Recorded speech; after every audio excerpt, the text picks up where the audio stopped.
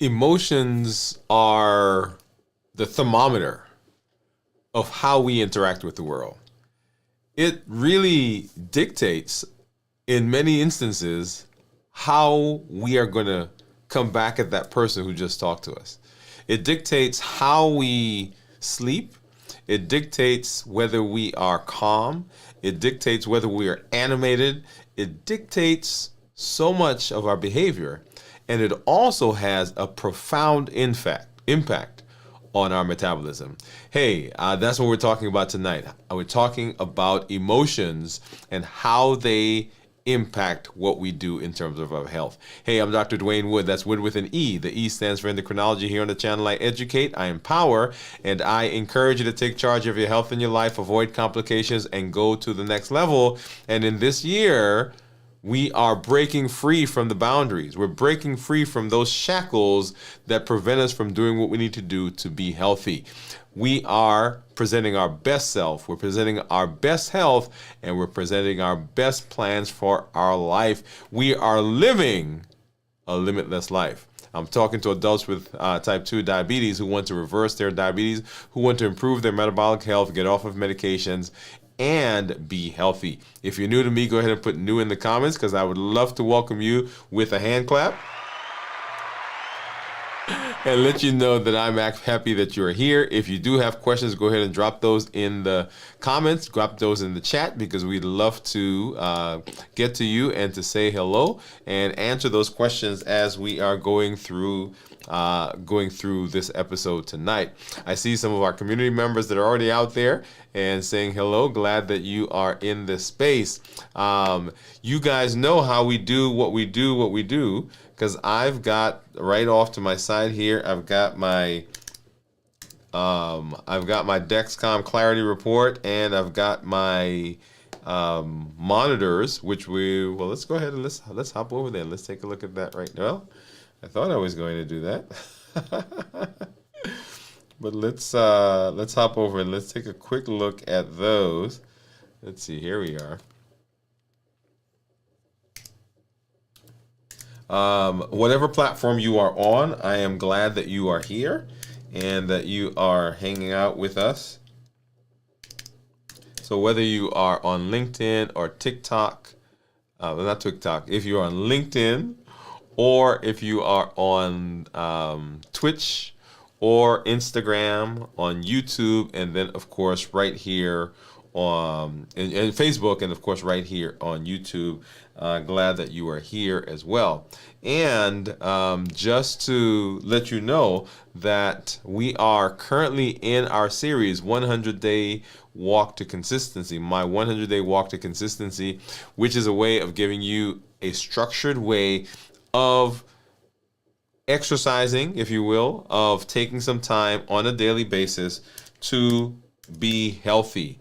And so I want to make sure that you are doing what you need to do to put yourself in that space.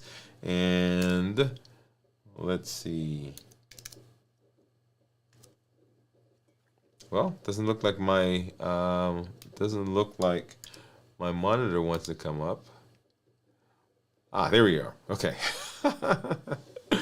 So right below me is what you'll see is here is my Dexcom Clarity Report, and then of course right off to the side I've got my Keto Mojo and my Contour. So we'll take a look at blood sugars here in just a minute. So let's hop over and let's say hello to some of our community members because I do see you out there, and just wanted to say hello. I hope you guys had a great weekend. And let's see who we got. We got Jennifer. Jennifer's out there. Jennifer saying howdy all. Hi Jennifer, glad that you are that you've stopped by. Gion is saying hi. Gion is saying hi doctor. Pamela is out there. Hey Pamela, how are you? Happy to see you all. Hi Pam. Hi Gion. And Cornelia saying hello to everybody. Hello Pam, Dr. Pam, Jennifer, Gion. Very good. And then Pamela is saying hello back. Teresa. Hey Teresa, how are you? Thanks for coming through. and hanging with us and being in this space. I see all of you out there. And Pam is saying, Teresa, Lucky So, hey, Dr. Wood, MD, good to see you. Good to see you as well. And hello, everyone. All right, all right. Got a good crowd with us. Good crowd with us tonight.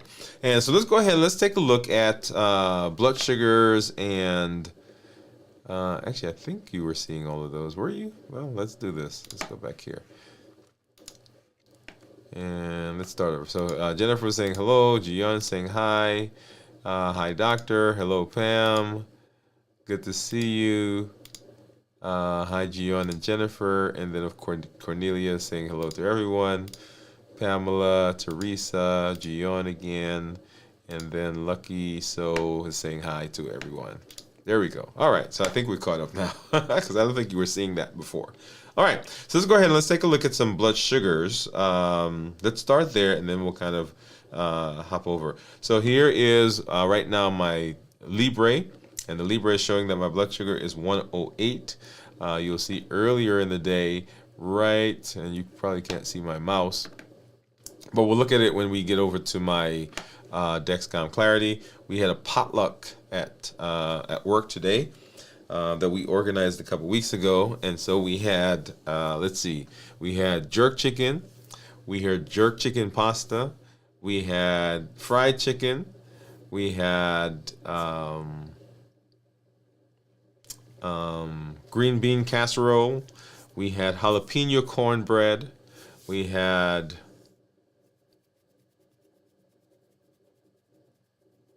dessert. We had banana pudding, and we had what else? Someone made some sherbet, some protein ice cream sherbet, if you will. So anyway, so that was what we had, and you'll see right there, right in the middle of the day, you'll see that spike. Anyway, so let's go ahead and let's take a look at the. And this is my my Dexcom, and you'll see similar numbers there over the last couple of last 12 hours. Okay, and then of course hopping over, here is my Keto Mojo, and here is my Contour. So let's go ahead and take a look. And I am not fasting right now, so go ahead and drop into the comments. What do you think my ketones are going to be? Right, so remember, ketones less than 0.5 considered normal, 0.5 to 1.5 considered nutritional ketosis, and then greater than 1.5 considered therapeutic ketosis. So let's get rid of this here and let's just take a look. Let's see this one. Okay, there we go. So go ahead and open this up and pop that in, and then I'm going to go ahead and open this one as well, because if I don't, then I might have to end up sticking myself a couple of times. And I do have one. I have one last one.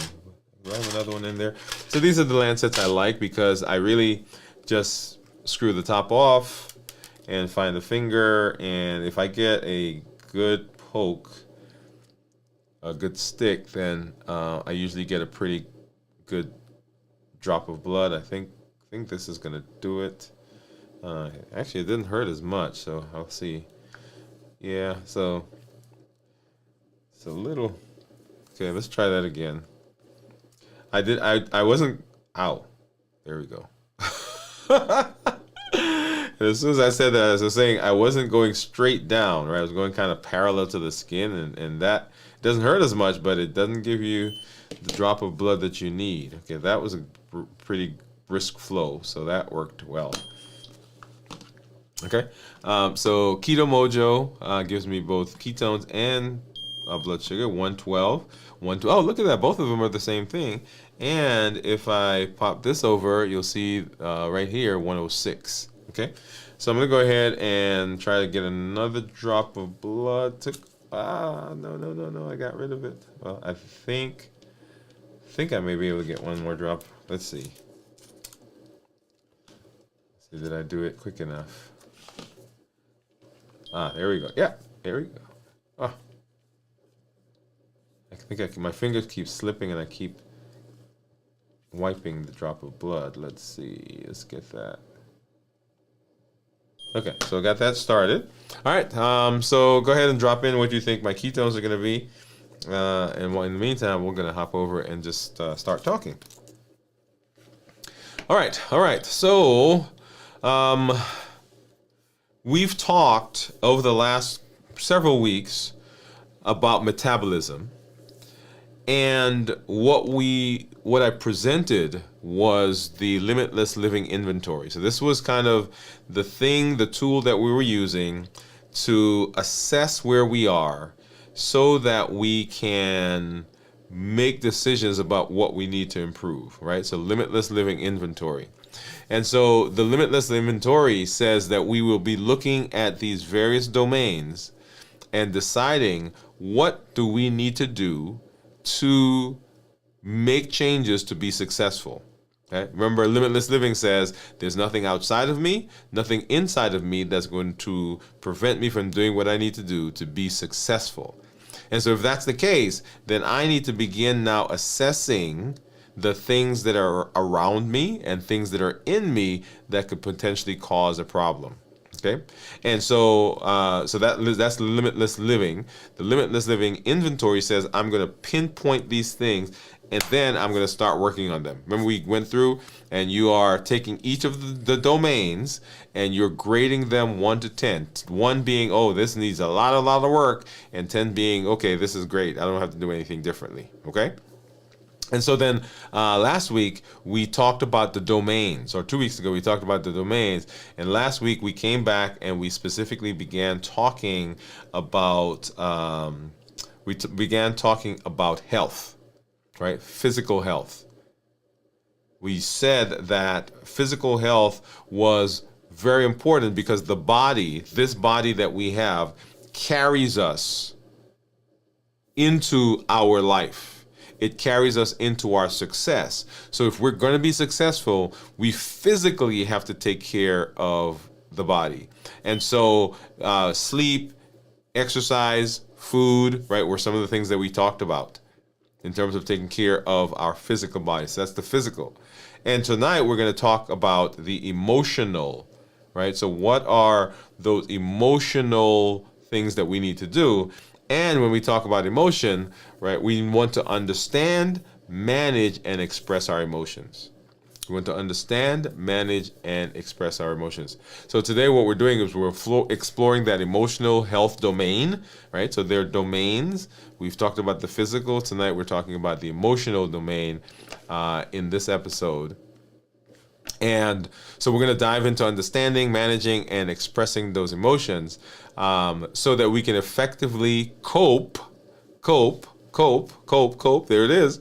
We can effectively cope with stress, build resilience, and nurture lasting emotional balance. Because if we can do that, then the things that happen that affects us downstream is improved.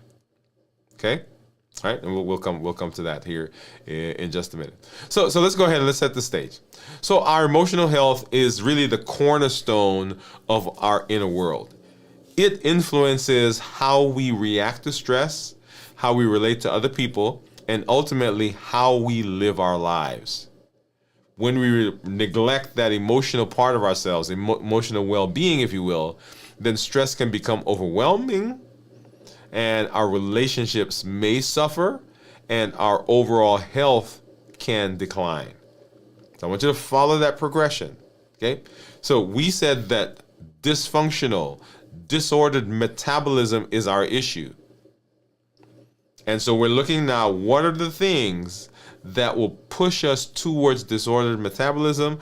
One of the things that does that is us not being able to manage ourselves emotionally. And when we can't manage ourselves emotionally, guess what we do? That's right, that's that word called buffering. And buffering comes in lots of different flavors. One of the most important for us is that when we buffer, we eat. There it is. When we buffer, we eat. And we eat the things that are not conducive for our bodies to be functionally optimal to take us where we need to go. And so what we're going to be doing is we're going to be talking about, well, what do we need to do? How do we understand our emotions? And where do those emotions come from? How do we manage those emotions? How do we manage our responses so that we don't get derailed? And how do we express that so that our feelings become a source of strength and not a barrier? So understanding, managing, and expressing. Okay? So think of emotions, think of your emotions, kind of like the thermostat in your mind. And it regulates your internal environment. And it's making sure that things stay balanced even when things around you are chaotic. Right? So it's the thermostat, and it's monitoring what's happening, and it's keeping you centered. Remember that word homeostasis that we talk about? Homeostasis means same, means normal, means back to where it was, right? Balanced is what that word essentially means. So our journey towards metabolic health and overall wellness is very, very important, and it is directly related to our emotional balance. And nurturing that is essential. Right? So that's why it is one of the most important domains. The physical, we've already talked about that. Right? That's what takes us, but the emotions, the emotional domain drives what we do and how we interact with the world and how we interact with food and behavior and our sleep and all the other things. Okay, so let's understand emotions. So emotions are really the signals, messages from our body and our mind telling us how we feel about a situation. So emotions are how we feel about a situation. What we feel dictates the emotion, and the emotion tells the rest of the body what to do. You've heard that phrase, sticks and stones may break my bones, but words will never hurt me. Well, I want you to process that for a minute. Why do they say that? Why did they say that? They said that because there's an interesting concept that comes out of that. That our emotions are tied to not the things that people say, because you can say whatever you want. That thing that you said doesn't really hurt me until there is an emotion attached to it. So the emotions are the signals that send messages to our body about how, and it tells our mind how we feel about a certain situation. Does that make sense? And so those emotions can be positive, like being joyous, being grateful, or they can be negative, like anger, sadness, fear, anxiety. And so what we want to ask ourselves whenever an emotion is coming is we want to ask ourselves, what triggered my emotions? We'll come back because you'll see some familiar things here in just a minute. How do I typically react to stress? Are there recurring patterns that I need to address? Right? All those questions. But let's go back to my example. So sticks and stones, sticks and stones, sticks and stones. So somebody says something to you, and as the words come out of their mouth, the words have absolutely no meaning. They don't have form, they don't have shape, they don't have substance. Like the words can't come over and hit you over the head. But why does it hurt when we hear certain words from certain people? Because you have people in your lives that say certain things to you and it means nothing. It doesn't, you brush it off. It's like, okay, thank you. But then someone else says exactly the same thing and it hurts more. Why? because we've attached a particular meaning to the words coming from a particular person. Okay? And so ultimately the feelings, the emotions come as we interpret what we're seeing. We interpret what was said. We interpret what that means. And so where does that come from? It comes from how we were brought up. It comes from our past experiences. It comes from our successes, our failures. It comes from what our belief about the world around us is. And so all of that is tied into how we deal with a particular thing that happens, what interpretation, what meaning we give to that thing. And when we give meaning to it, the emotions follow, because now there is a feeling attached. So are there certain things that trigger us? Are there certain things that push us in a particular direction? And every time that thing happens, boom, here we are. We're off to the races. Right? So recognizing these patterns is the first step of managing the emotions. Sometimes our emotions are tied to, like I said, past experiences, unresolved issues, memories, people that we see. And over time, we've just begun responding, reacting, right? That happened, and automatically we respond in a certain way. That's a trigger. And there are times when we're not really responding to the moment, we're responding to the history of that thing, right? Somebody says to you, I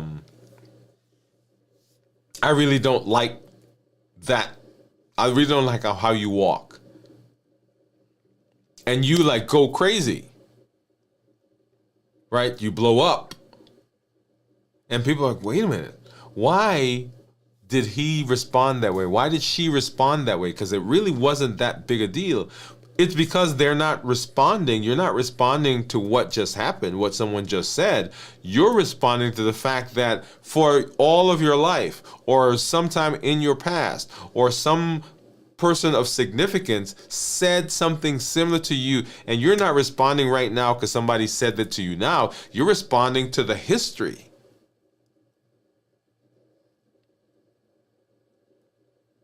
And so it takes you right back there. That's a trigger. That's a trigger.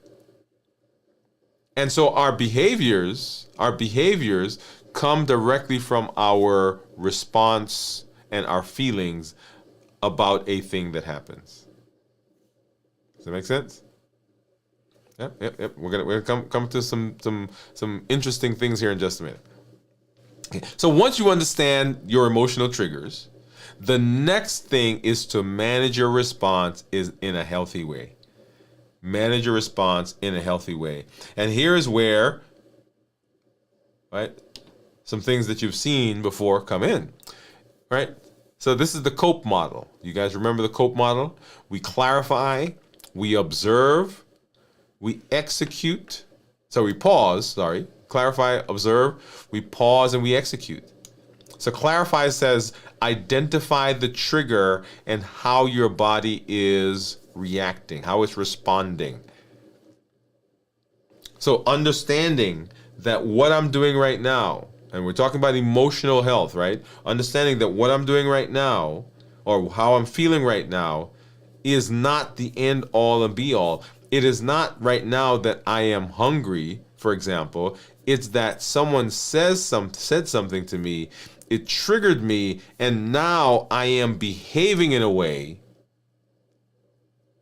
that's a direct response to my feeling about what that person said or did. Right? So we're clarifying. We understand that it's not that I'm hungry. We observe. Right? We are looking through a body, or we're feeling through our body. Today I was doing one of our episodes for the 100-day walk to consistency. And I was talking about body scanning. And body scanning says that I am going to take a moment, I'm going to pause, I'm going to stop, and I'm going to begin going through my body and seeing how my body is responding to something that just happened. Either somebody said something, somebody did something to me, a situation that I may find myself in. I may be depressed, I may be about the past, I'm anxious about the future, I'm worried about the present. How am I feeling that? Where is that in my body? Right? My head is hot, so I'm mad, I'm angry. Right? My brow is furrowed and I'm confused. My shoulders are hunched and tense. And so I'm anxious. My stomach is churning. I feel like my muscles are aching. So I'm depressed. Maybe I'm feeling lonely. My body posture is pulled in. I'm sheltered. I'm covered. I'm curled. Where is that? What's that meaning? What is that doing? What has that feeling that I just felt? What does it cause me to do? And then I'm pausing. Because now I understand that it's not the food that I need. I feel where that is in my body, and I'm giving it a name. I'm angry. I'm frustrated. I'm anxious. Whatever the phrase is, whatever the word is, that is indicated based on where I feel that in my body. So I'm pausing now, because normally I go directly to the refrigerator and get the ice cream. I go directly to the store and I get the donuts. I go directly down the candy aisle and I get the Cadbury. Or I go over to Sam's and I get the big jug of, not jug, but container of almonds and cashews or mixed nuts. But I'm pausing because when I pause, my amygdala has to give way to my prefrontal cortex. And the prefrontal cortex is saying, I am taking over. I'm not allowing you to go down the road of the buffering behavior because we know what the buffering behavior does.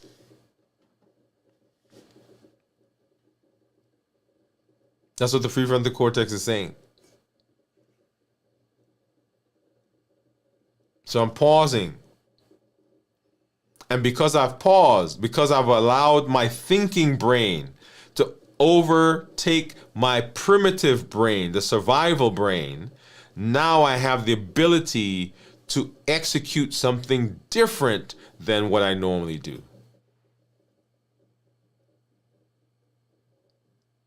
Because normally I'm in the refrigerator, my head is in there, I'm eating whatever I could find. Normally I'm getting in my car and I'm driving down to the gas station. Normally I'm ordering out and having the pizza delivered. Normally I go out to wherever I got my stash and I'm just shoveling down. That's what I normally do. But now, because I have clarified that the trigger happened, I've observed where it is in my body and I've named it. And I've paused to give my brain a chance to process and to find a different thing for me to do. And now I'm changing what I do.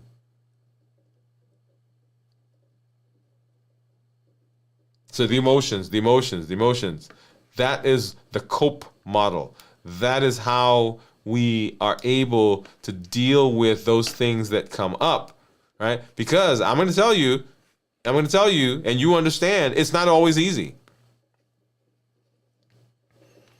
But once you understand the emotional triggers, right, the next step is to begin working on managing your response. And that's that pause and execute, right?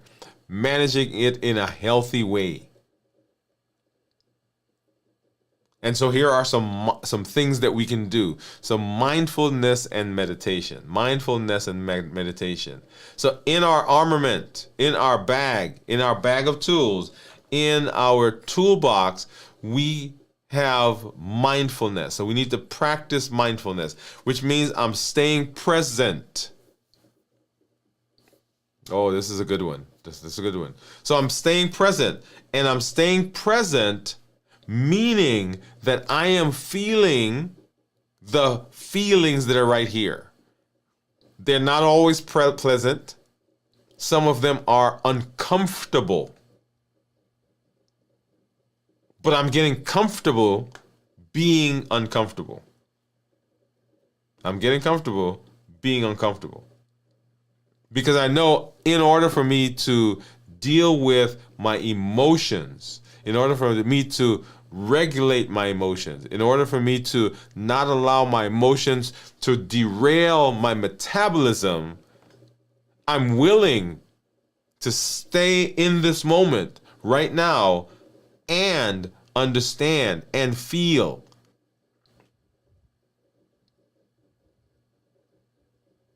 And when we practice mindfulness, it allows us to stay present and prevent us from becoming overwhelmed.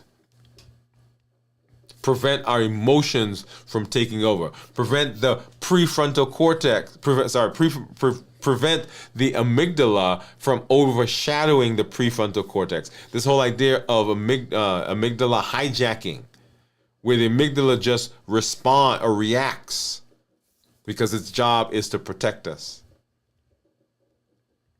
Meditation is another way of doing that. Meditation helps create space between the stimulus and the response. It creates space between the prefrontal cortex and the amygdala so that the prefrontal cortex comes on. Well, not the prefrontal. It provides space between the stimulus, the feeling, the thing that happened, the trigger, and your reaction, and allows the prefrontal cortex to step in and choose to respond, react in a different way. Right? I give the example of you seeing a tiger. And the tiger is hungry. And it looks hungry. And the amygdala says, I gotta run. And you see the tiger and you start to run. But the prefrontal cortex jumps in and says, hey, yes, I do see the tiger. But guess what? The tiger is in a zoo. Same tiger that's hungry, same desire to run. But because the prefrontal cortex comes in, it says, you don't have to run because the tiger is in behind the bars. There's a different context now. So the prefrontal cortex allows the thought process to happen. And when the thought process happens, when the context changes, when we do a frame shift, then we understand that, yeah, we don't have to respond the way we normally respond. All right, so mindfulness and meditation. Breathing techniques. Simple breathing techniques, the 4-7-8. Right? Breathe in for 4 seconds. Hold it for 7 seconds. And then breathe out for 8 seconds. Breathe in for 4 seconds. Hold it for 7 seconds. Breathe out for 8 seconds. Okay? So these are all techniques that allow you to calm yourself. Because what we're doing is we're trying to create space so that we're putting space between the trigger and the behavior, trigger and the buffering, trigger and what you normally do. Because if we can do that, then the prefrontal cortex gives us the ability to do some other things other than what we normally do. And this is where the importance comes in. Okay? So other things that you can do is back to physical, right? You can move. There's this thing that says move a muscle, change a thought. Move a muscle, change a thought. If we move, we can change our thoughts. For example, there are times when we're anxious. And if we pay attention, right? So clarify, observe. If we pay attention, if we observe, we will find that our fists are clenched. Or we're hunched over. All signs of anxiety. Or we're just kind of, right, nonchalant. So the posture, the position that our body is in can dictate our feeling and ultimately our response. So changing where you are, how you're sitting, right? Planting your feet on the ground, right? When you begin to have that feeling like the amygdala is taking over, right? Sometimes putting your feet flat on the ground helps you connect to something solid. It helps to connect you to something that's firm, the base. And that simple act sometimes will help to avert buffering. But get up and move. If you're sitting, stand. If you're standing, walk. All of that helps to change the mind, reducing the stress, and allows time for the prefrontal cortex to take over and for it to allow us to do the things we've got to do to be successful when it comes to our health. Right? So you want to find healthy outlets. So creative activities, drawing, writing, playing music.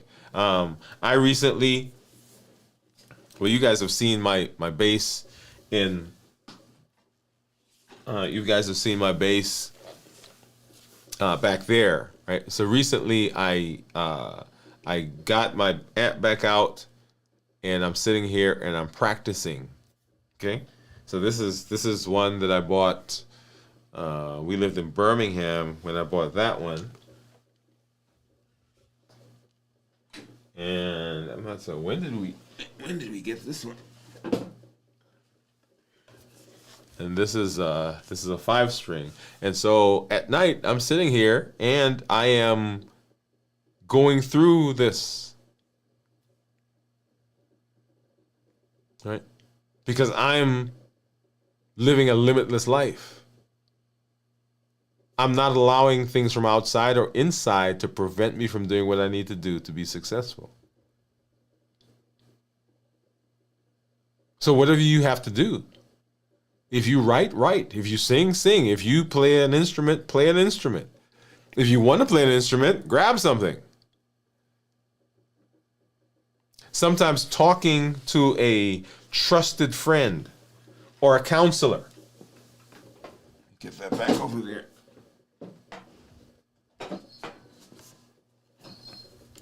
Trusted friend or counselor that provides support you may need. Right? So we are taking charge of our own health. We're taking charge of our emotions. Because this place right here, these emotions, they can get us all turned around if we're not careful. By taking some of these strategies, you create a toolkit to manage your emotions effectively, turning stress into opportunities for growth. Cope, clarify, observe, pause, execute. So what we're talking about emotions. We're talking about emotions. How do we manage emotions so that we can be successful metabolically? And why is that important? Because emotions, right? The heat model, emotions drive our food intake. Emotions drive our lack of sleep. Emotions drive our inability to exercise. Emotions drive our buffering behavior. And all of those affect our metabolism. Disordered metabolism is the problem. We buffer, we don't get rest, we stress. All of that happens, and the driving thing behind it is the emotion. And so if we can manage the emotion, right? So what we're talking about understanding emotions, managing the emotions. And we're coming to the expressing part in a minute. So understanding, you guys understand that emotions are the signals that tell us how we are understanding, how we feel about something. That feeling drives our behavior about something. And the behavior ultimately leads to what the conclusion is. And so understanding it, managing it with the COPE model, and then now let's talk a little bit about expressing our emotions. Expressing your emotion is just as important as managing it. When you bottle it up, that manifests as stress and physical symptoms. Oh, wait. Are you kidding me? That's right, physical symptoms. So when we bottle it up, when we keep it on the inside, it comes out in all kinds of crazy ways. Yep. Right? When we bottle it up, you're mad at your boss. You're mad at a coworker.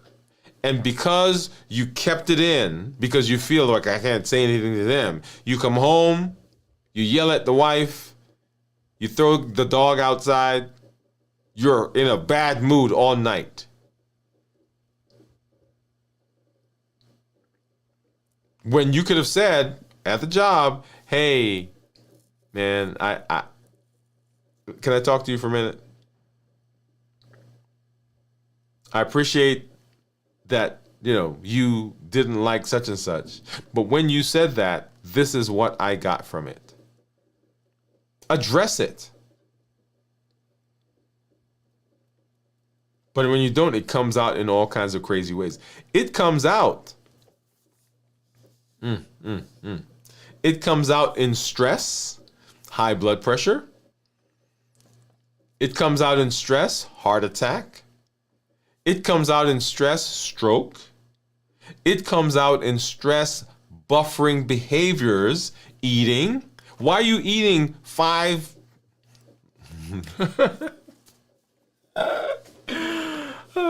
Why are you buying 18 Cadburys? You guys remember that episode? Why? What purpose is there? But it's buffering.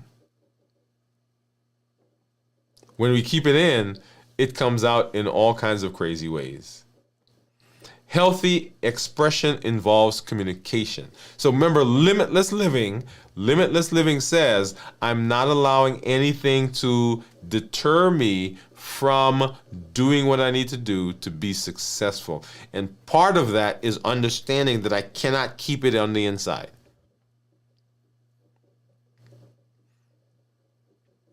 So sharing your feelings with someone you trust. We're talking about communication. Using I statements to express how you feel without blaming the other person. Communication. We have to learn to communicate.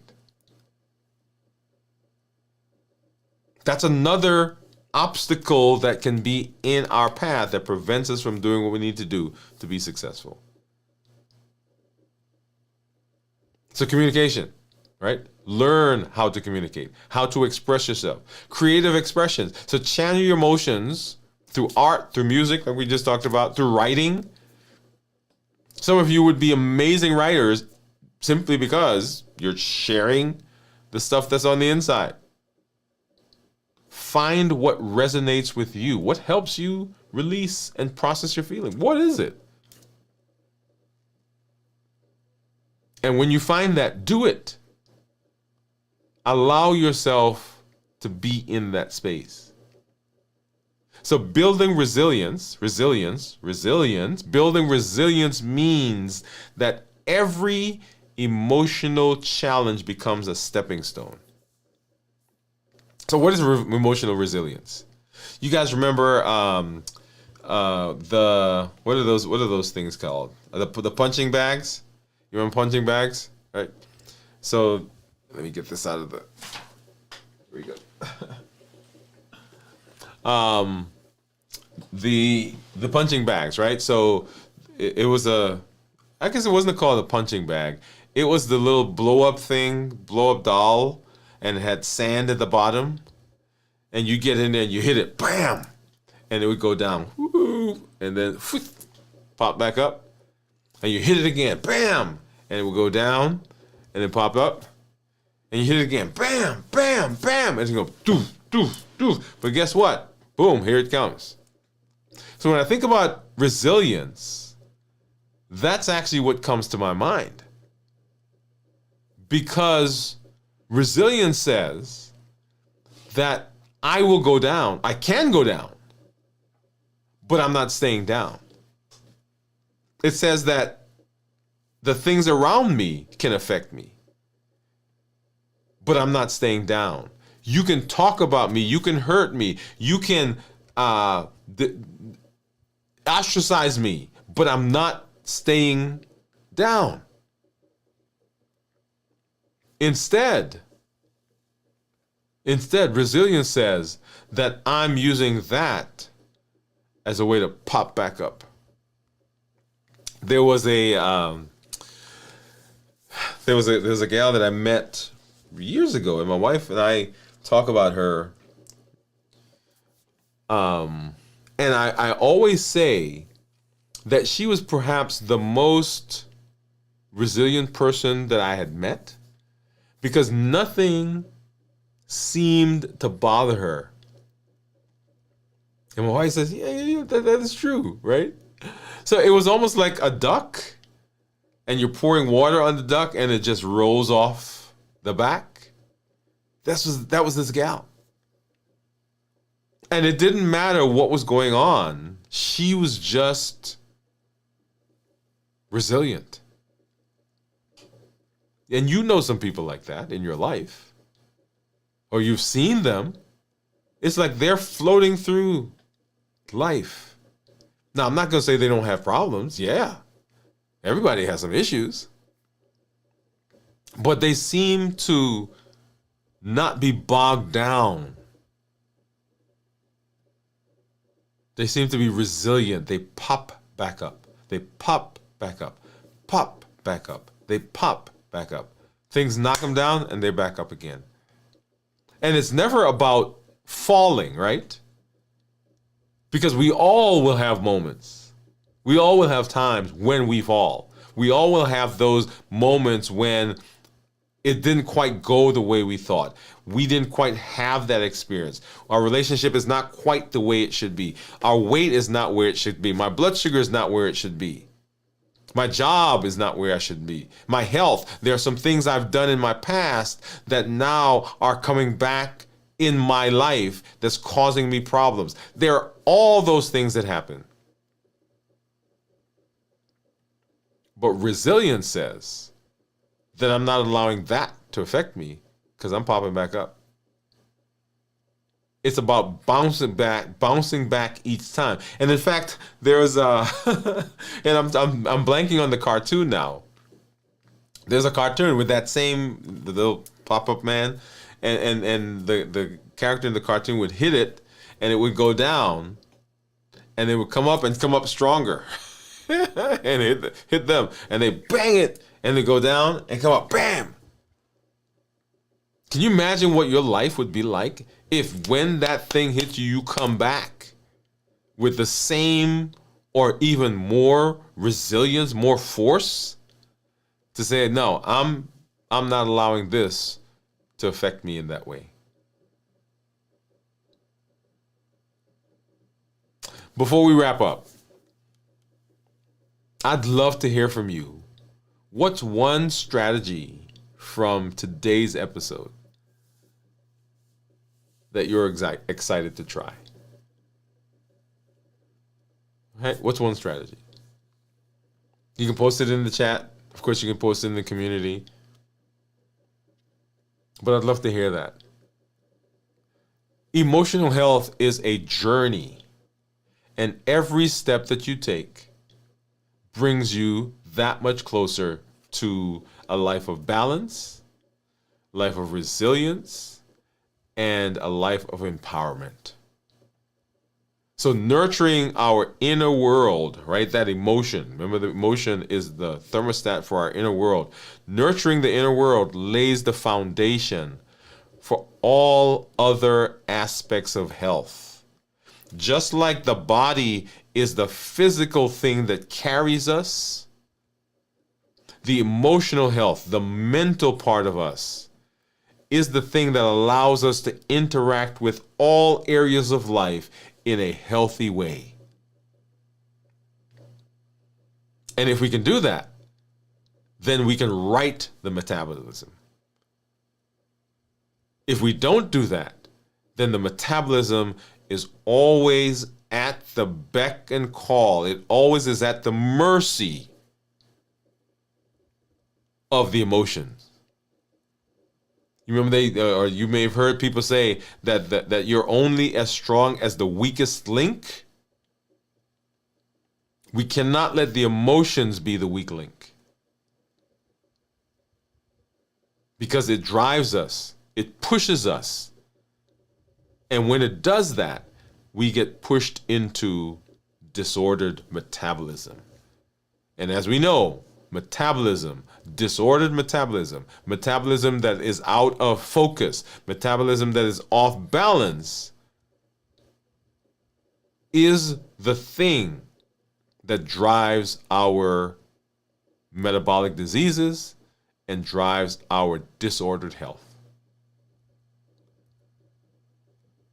And so our limitless living inventory helps us go down the path of saying, what do I need to do? What do I need to look at? And this is one of the pillars, one of the domains of health. And so this mini series that we're talking about, right, the domains of health, we'll come back and we'll talk about more, because remember, what we're doing is we're looking at what are all those places where we can be successful. How do we set ourselves up for success? And the domains of health come directly from and are integrated with and are explained by the limitless inventory. Limitless living inventory. Okay. But we'll come back. We'll do more, right? So this mini series, I'm glad that we are able to do this. We'll walk through that all together. Now remember, today we're talking about emotional health. Last time we talked about our physical, the physical domain. We'll come back and talk about others as we continue this amazing series, this mini series that we're doing in our limitless living journey. All right, so let's go ahead and let's hop over and let's see what we got out there. We've got some community members. Let's see, what do we have? So Lucky back was saying hello. Teresa was saying hello, of course. Steve, hey Steve. Steve saying hey ladies. And Yasmin, actor, hey, check. She says check your Gmail.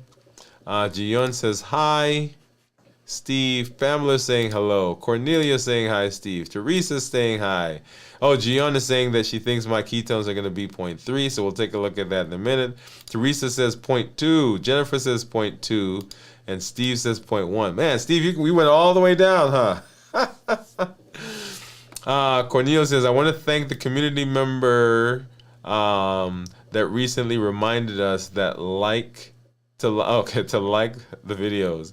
I think it was Teresa. Yes, thank you, Teresa. Thank you, Cornelia. I appreciate that. It does help with the channel and algorithm and all of that. She said, I find the content so engaging and motivating, I forget sometimes, especially these live videos. So thank you. And Cornelia says 0.5. Gion says, staying present is so critical. Gion says, wow, doctor, great base. Yes. Thank you. Gion says, punching back. I got it. Okay. Yes.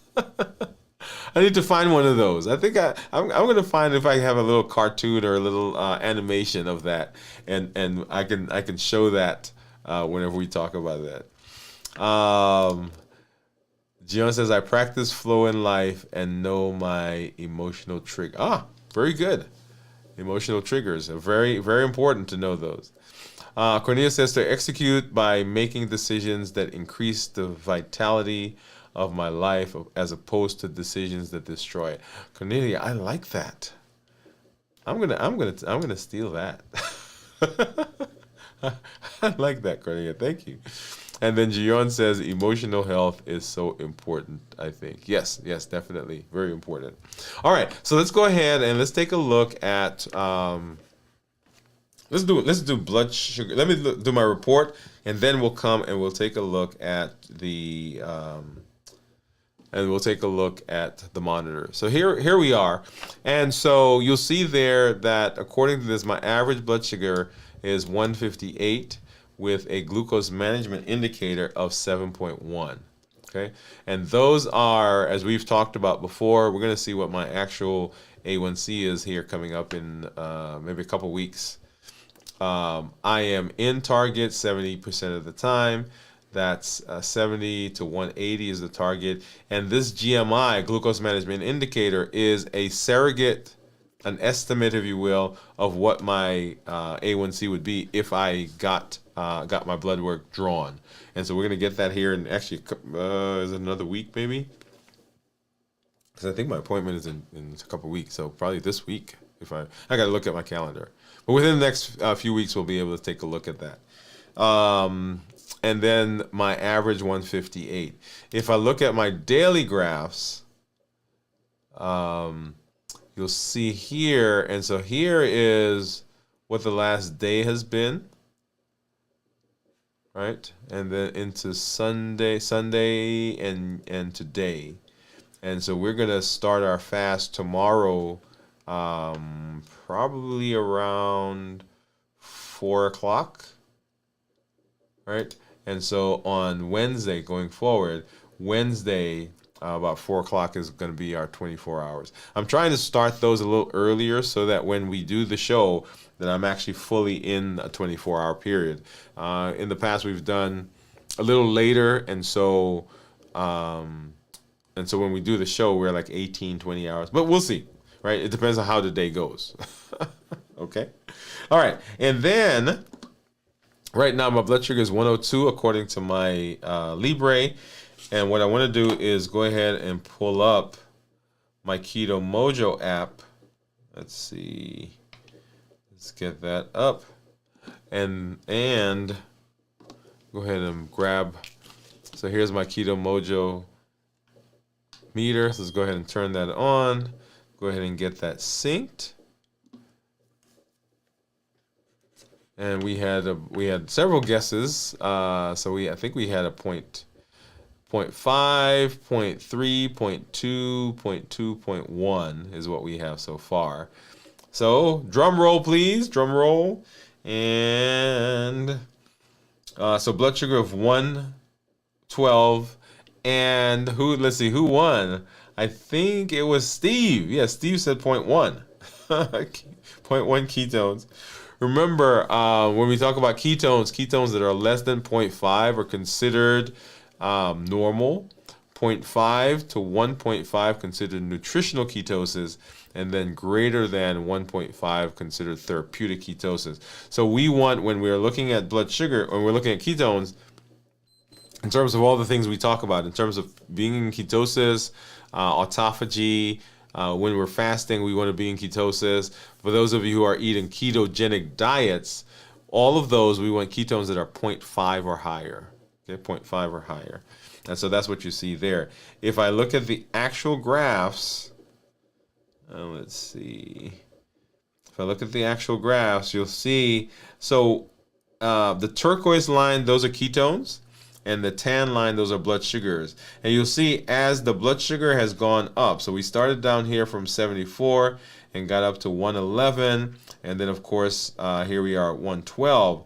So as the blood sugar has gone up, the ketones actually went down. So ketones, look at that up here. Ketones are 1.9.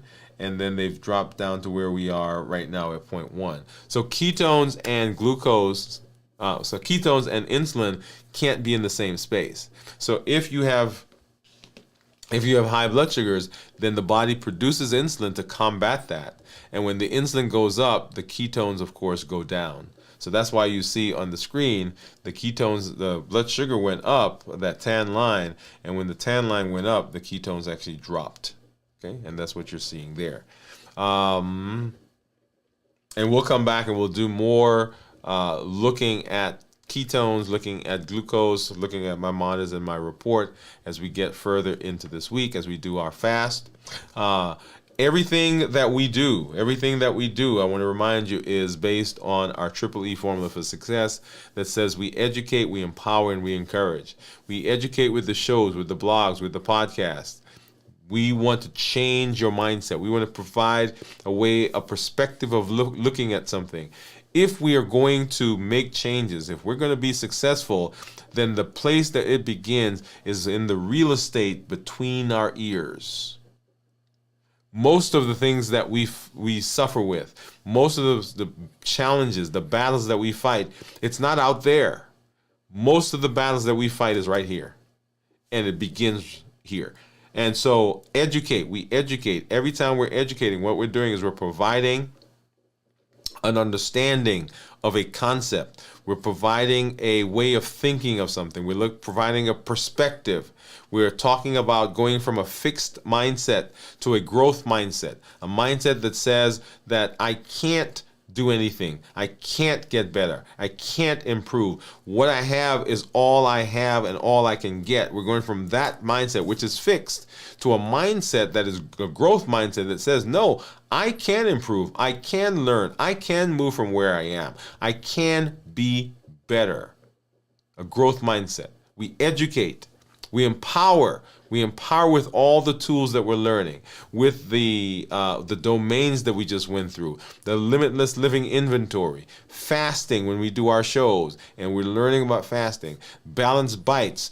All of those are tools. The COPE model, right? The COPE model. Let's hop back over here. The COPE model, right? That says, hey, we can understand how to prevent the amygdala from hijacking everything, and we can be better. All of those are tools that we're learning and tools that are in our toolbox. And then we encourage, and encouragement comes from this amazing community that you are part of, that's supportive, this community that helps us along the way. Because when we tell our stories, when you share what's going on with you, that other people in the community know that they can do it as well. If you're having challenges, we get to rally around you and we get to say, hey, we're not letting you go down this road by yourself. Because we're a community. Community is so, so, so important. And one of the things to understand is that we worry about a lot of things. And 91.4% of all the things that we worry about never come true. They never happen. And so think about the energy that we waste as we're processing, as we're thinking, as we resonate, as we perseverate, as we play that thing over and over and over in our minds. And often those very things that are in the mind, the very things that we worry about, that we stress about, that we're depressed about, things that we're anxious about, many of those things are what push us.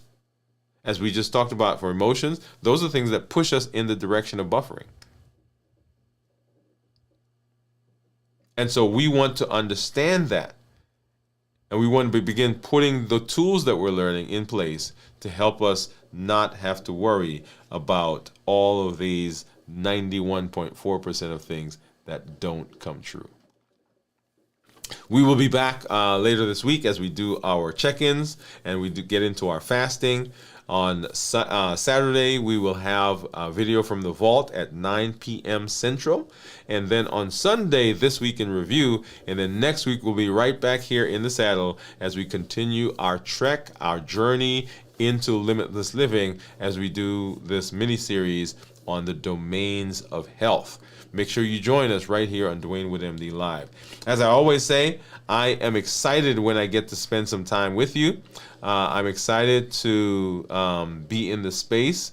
This is Dr. Dwain Woode. That's Wood with an E. The E stands for endocrinology. Here on the channel, I educate, I empower, and I encourage you to take charge of your health and your life, avoid complications, and go to the next level.